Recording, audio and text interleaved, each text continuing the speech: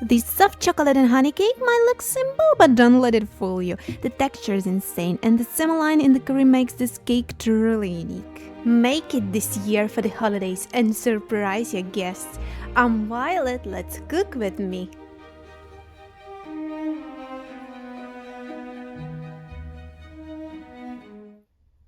Let's begin with the base for the cream. For this, mix white sugar and semolina in a thick bottom pan. I use a semolina type durum wheat as it is very dense. Add the pocket of vanilla sugar and my favorite pinch of salt for balance. At the end, gradually pour 750 milliliters of milk into the dry ingredients, stirring it with a whisk to prevent lumps. All that's left is to brew it. I put the pan on a medium heat and bring it to a boil. Stir the mess constantly with a whisk so then the semolina doesn't form lumps.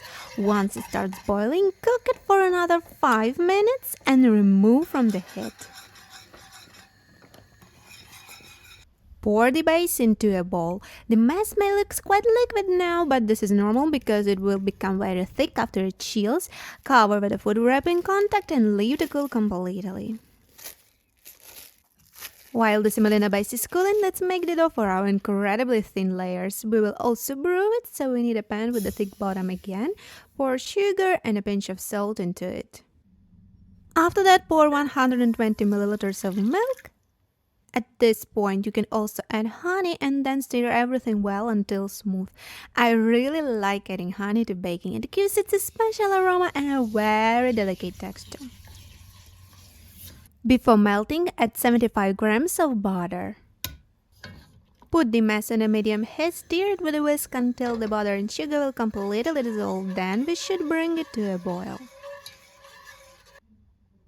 When you'll see the bubbles along the edges of the mess, it's time to add 1 teaspoon of baking soda and then start stirring it extremely intensively and quickly with a whisk.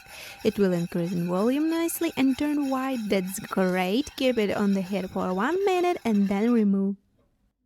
Only a few ingredients left and the dough will be ready. Pour it into another bowl and break 2 eggs one by one.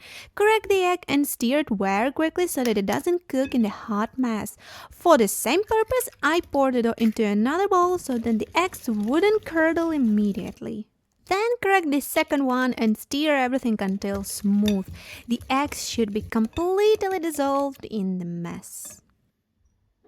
Now it's time for adding the cocoa. For this recipe we need 40 grams of it. I sifted it beforehand to avoid large lumps and gradually add it to the almost finished dough, stirring constantly of course. About flour, we need 700 grams for the final kneading. I sifted in advance and now gradually added the rest of the ingredients in small portions as cocoa before. After each addition, mix well with a whisk to avoid lumps.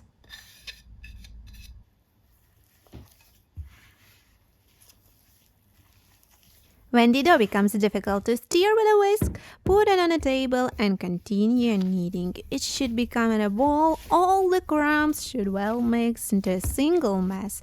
It's a simple dough kneading as usual.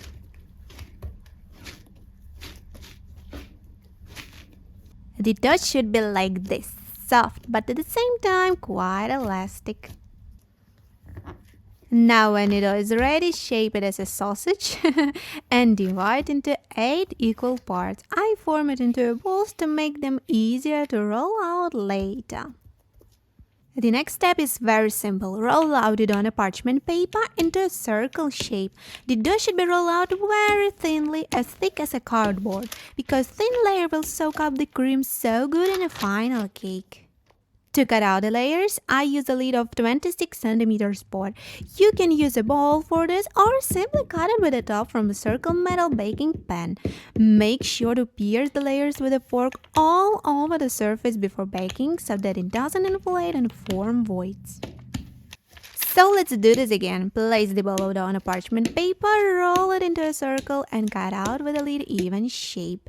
Surely pierce the dough with a fork before baking. I recommend forming all the layers before baking them because they will bake very fast, literally in 5 minutes. You probably have a question, what does she do with the trimmed edges of the dough? Well, you can gather the pieces of dough that are left over into another bowl and form a ninth layer, or you can do what I do, bake them together with the layers, then crumble in a blender and decorate the sides of the cake with these crumbs. The choice is yours. Bake at 180 degrees for 5 minutes, no more than that, so they don't start to burn. They should be a light chocolate color, and I ended up with 8 layers in total.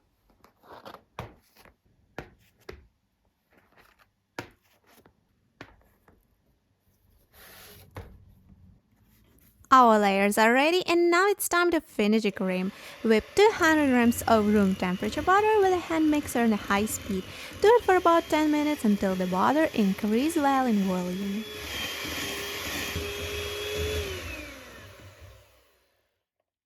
Here we go, this is our semolina base. It has cooled down well, became very thick and dense as I promised you. Now we need to whip it with the butter. Make everything gradually so that there are no large pieces or lumps. Put a small part of a semolina base to the butter and whip it well with a mixer. Add one more part and whip it again. Continue until the all mass turns into a smooth, high-volume cream. Let's add a touch of sourness to sweet semolina. Pour 80 grams of freshly squeezed lemon juice into the almost finished cream and whip it for another 3-5 minutes.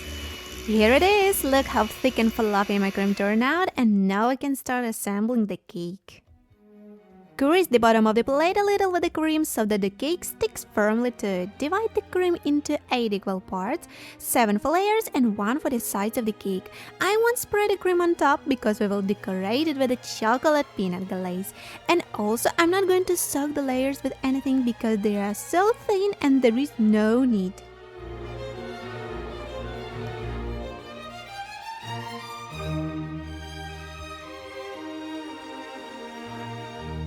Lightly press down the layers after staking them to make the cake more even and prevent voids inside. After assembling the cake, its sides should also be coated with cream and smooth out so that there are no gaps between layers.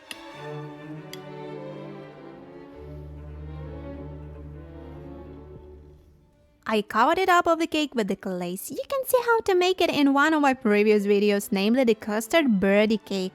I pinned the link about the video. The only difference is that I added 50 grams of chopped peanuts to already finished glaze.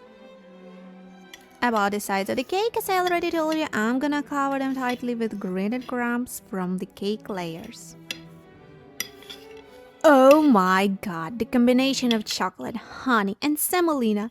Who would have thought it's just super califragilisticexpialidocious? Merry Christmas from my home to yours. I hope this season brings you peace, calmness and many small and huge happy moments. Thank you for being with me.